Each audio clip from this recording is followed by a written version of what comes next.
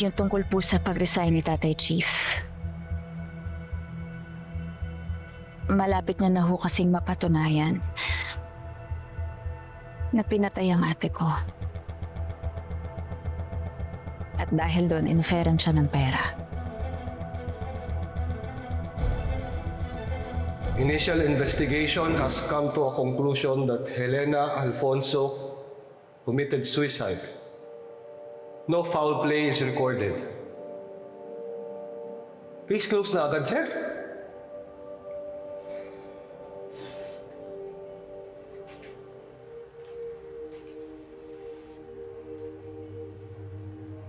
Gardo, anahimik ka na lang. Tanggapin mo na yan. Nang gumaan ang buhay niyo ng pamilya mo.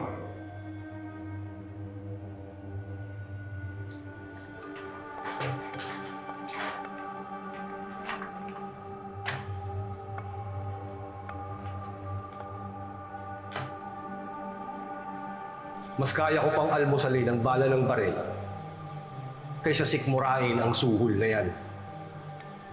Naturingan tayong mga alagad ng batas, sir. Tapos baluktot ang pamamaraan natin.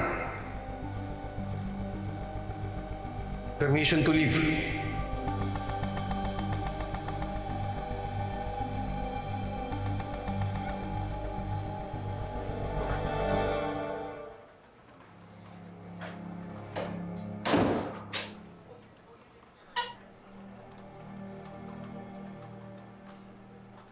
Miss Alfonso?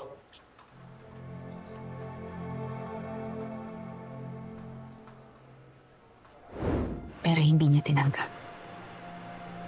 At mas pinili na lang niyang umalis. At ng araw ding yun, tinulungan niya kami ni nanay at kinupkup sa bahay niyo. Oh, yan ang galing niya! Hindi niyo kaya magbayad ng bahay! Lumayas na kayo! Umalis kayo dito sa bahay ko! Aling Lucing, huwag niyo naman kaming paalisin.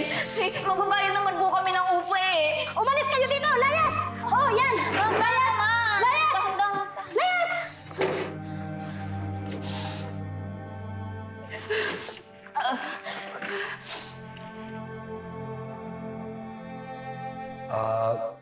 Miss Alfonso?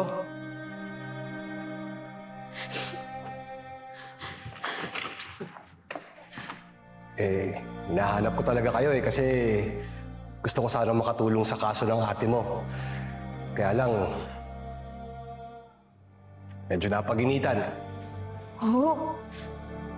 Baka sakaling makatulong ako sa ibang paraan. May alam na lang ho ba kayo murang matutuluyan? Okay lang ba sa'yo kung kwarto lang? Apo. Okay. Sige. Pasok! Thank you. Pasensya na ha, maliit lang yung bahay namin pero maayos naman yung kwarto ron sa taas. Pwede kayo ron ni Aling Eva. Maraming salamat po talaga, ha? Ito nga pala ang labidabs ko, si Charing. Ang anay ko, si Migoy.